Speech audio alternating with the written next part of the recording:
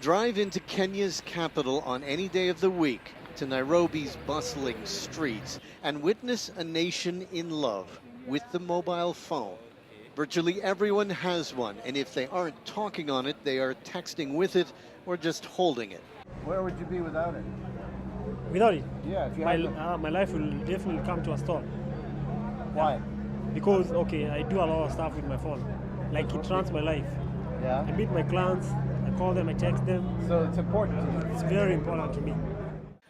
Mobile phone usage is exploding here, everywhere in sub-Saharan Africa, growth of 18% every year. The population in Kenya is 43 million.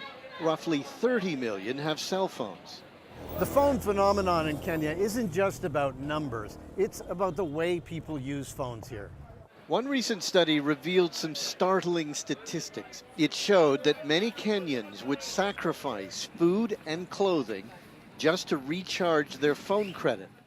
And what we find is that, when inflation is running high and disposable income reduces, people spend just as much on cell phones, but would reduce the quantity and the quality of their food they eat. Bob Colimo is the head of Safaricom, which has 17 million of Kenya's 30 million subscribers. Here in Kenya, and probably in many other African countries, the cell phone is a productive tool. It's not a luxury item. It's gone well beyond talking and texting, or SMS as it's often called here. M-Pesa, Safaricom's mobile payment system, is in its 7th year now. It uses simple texting technology, and it is the most developed in the world. People can deposit and withdraw, transfer money to anyone in Kenya.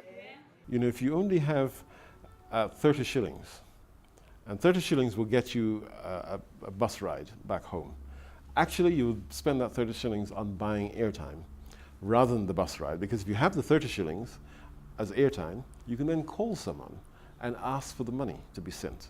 That is an enormous convenience. Many Kenyans don't have a bank account. The majority do not have credit cards, and they live in rural, remote places where getting to a bank is difficult.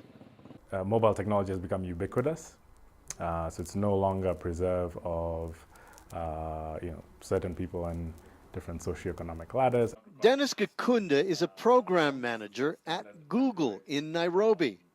Dell and Microsoft are here too, all because of the mobile tech boom.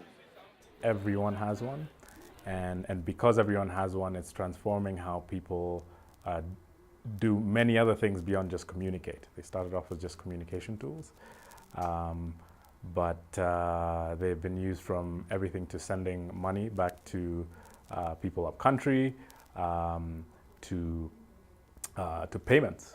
180 miles north of Nairobi, Catherine Mimona surveys her latest banana crop. Her phone is always with her because it helps track the fluctuating prices on the markets with an app called M-Farm.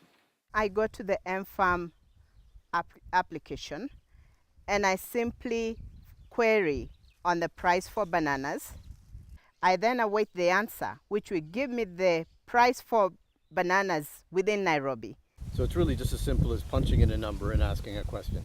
Yeah, it's a matter of efficiency, really leveraging on technology, and that's the future for this country and for the farmers of this country. So that you don't have to spend all your time and money going to Nairobi to find out what the markets are like. You can get the scenario right where you are. It means Catherine Mimona regularly doubles her profits because she doesn't need to rely as much on the middleman. I'm then able to go to the same M-Farm and advertise my commodity that I've got a ton of bananas to sell at 20 shillings per kilo, all right? Simply because I know the expectations of the Nairobi market or the Mombasa market. So yes, it does help me make more money. So there is an enormous appetite for apps, and the mobile boom is fueling a whole new generation of young African entrepreneurs. MobiDev is one of many tech startups in Kenya specializing in app development. The team at MobiDev is just about ready to release its latest app, designed to help parents find missing children, essentially a mobile link to data at police stations and children's homes across the country. The majority of Kenyans don't have smartphones, so many of the services and apps are the texting kind, low tech but effective. One helps people cope with Nairobi's notorious traffic. You've burned a lot of fuel in the traffic. So combined, all that loss combined is a lot of money to the economy. Labanu Kune was so tired of the traffic, he designed a program to try to beat it. Send a text and you get a traffic report. What our app does is basically reroute people from troubled roads to less troubled roads. There's even an app for making a bus ride easier and safer. Catching a bus is usually chaotic and complicated. Trying to buy a ticket, fraught with difficulty. BebaPay makes it incredibly easy. The rider buys a BebaPay card before or after getting on the bus. That card is loaded with money, which can last days or even weeks. The conductor then uses a special app in his smartphone to tap the card and charge the fare. It's convenient because sometimes you have to follow the conductor around for change, but with BebaPay, it's just direct. The idea came from Google's office in Nairobi. It is transforming the way bus owners do business. Before, it was virtually impossible for them to track what they were making. Bus owners are able to get like a dashboard, seeing in real time how much they're collecting as every tap is made. We had a case where the bus owner simply downloaded their sales reports for a couple of days, were able to present this to a bank, and they were able to see cash flow, like strong evidence of cash flow. Commuters are benefiting in other ways. Nairobi's matatus, those minibus taxis, now feature Wi-Fi, free Wi-Fi.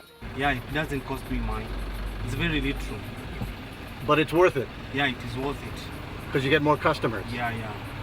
You know, when you're on Wi-Fi, you're most likely to do what you wish to do. And it's very interesting. You're chatting with people, you're doing your serious business on the net. Technology has even reached some of the poorest slums of Nairobi. This is Gorogocho, home to over 100,000 people. People here don't have much. Unemployment is very high, and if they do have a job, they earn very little. But virtually everyone has one of these.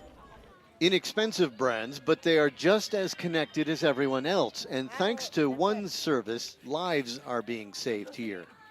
Pregnant women in Gorogocho can access an SMS text-based service to keep in touch with Grace Onyango, a midwife here. She monitors their progress. I feel safe and comfortable, she says. I can communicate and get these services, especially when I am not feeling well. I know the support is here, she says. And Grace uses her own cell phone to tie into a new system, monitored 24/7 by a doctor. Now, like here, someone is saying that a mother is bleeding after delivery immediately from the umbilical cord. And that baby has just been born. And so my intervention now will be sending a nurse to go there with an ambulance immediately. The infant mortality rate in Kenya as a whole and in the slums in particular is among the highest in the world. This simple texting service is making a difference. We never knew text messages could actually save lives. Until we started this, we have saved so many mothers. Saving lives and changing lives. Technology in the mobile phone is having a profound impact on the way people do things in Africa.